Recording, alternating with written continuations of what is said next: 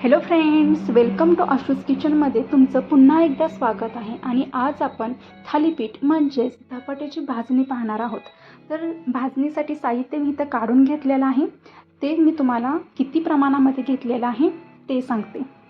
इथे 2 वाटी शाळू आहे, 2 वाटी बाजरी, 2 वाटी तांदूळ, 2 वाटी गहू, 1 वाटी हरभरा डाळ आहे.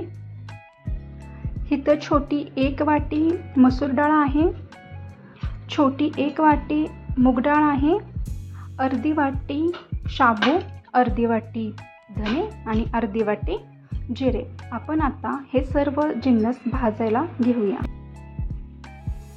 सगळ्यात आधी तर शाळू घालून घेऊया आणि बारीक मंद आचेवरती शाळू भाजत राहायचे आहे. सर्व साहित्य आपल्याला मंद आचेवरच भाजून घ्यायचं आहे. आता हा शाबू मंद आचेवरती 1-2 मिनिट भाजलेला आहे. आता आपण याला काढून घेऊया. इथं मी सुती कपडा टाकून घेतलेला आहे, का तर डायरेक्ट खाली परातीत वगैरे टाकलं तर घाम येईल. मग ह्या सुती कपड्यावरती आपण धान्य काढून घेऊया.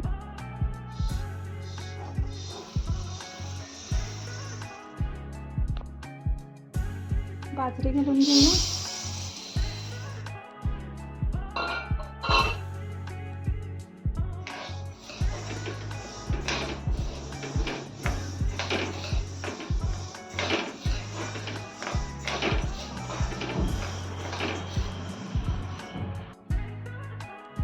तांदूळ घातले आहेत आता.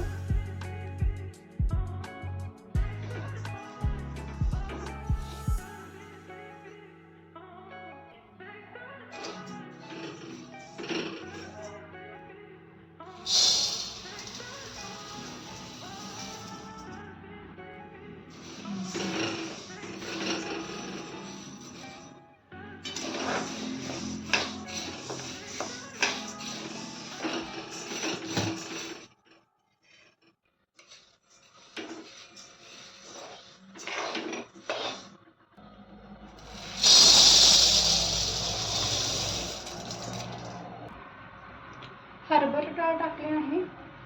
एक अर्धा मिनिट भाजल्यानंतर त्याच्यामध्ये मसूरची डाळ टाकते आहे आणि मुगाची डाळ.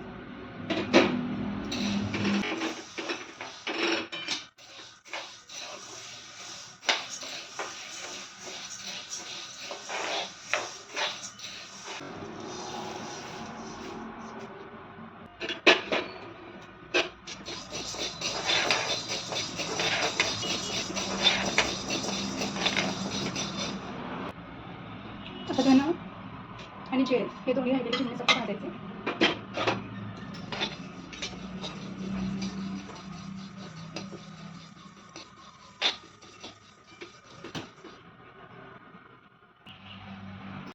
अशा प्रकारे तुम्ही सुद्धा थालीपीठाच्या भाजणीसाठी सर्व जिन्नस बारीक गॅसवरती भाजून घ्या. कुठलाही जिन्नस थोडासा कमी जास्त झाला तरी काहीच फरक पडत नाही.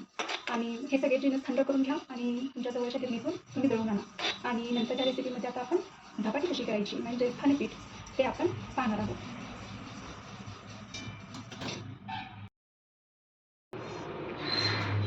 पुन्हा भेटूया अशाच एका रेसिपीसोबत.